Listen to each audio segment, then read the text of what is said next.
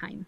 So I'm hoping when that report comes back with the numbers, the work that's being done, and how much it would cost us to implement short-term and long-term measures, that we use that information to both manage expectations for our constituents and to make sure that we are supporting the work of this department along with the traffic division to the full extent financially that we can. Thank you, Mr. Chair. Thank you. Councilor Bergman?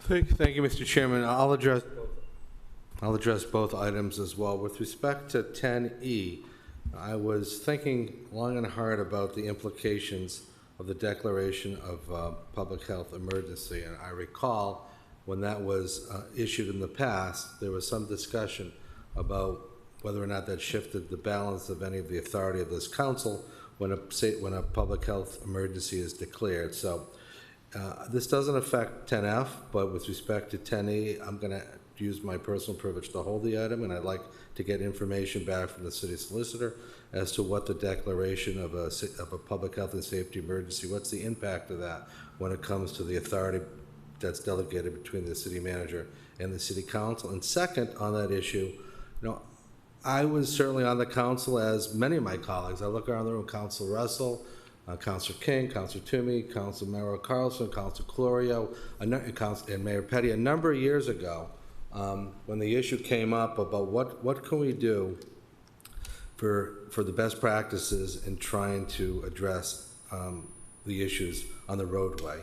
And all of us collectively pursued at the time a rather original idea, which isn't so original, which was a speed hump. So I certainly, as a number of my colleagues I just mentioned, have been part and parcel of trying to come up with ways to prevent injury and death. And all of our hearts have to go out to children that are killed, just like they go out to elderly people that are killed and anybody in between.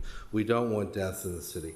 I just question whether or not the city of Worcester making that declaration is in our best interest if what's happening in Worcester is no different than what's happening in every other major city, particularly in Massachusetts, which is these are issues that need to be addressed, and there are many ways to go about addressing them. And I'm not sure what impact the declaration of a public health and safety emergency has on changing any of that.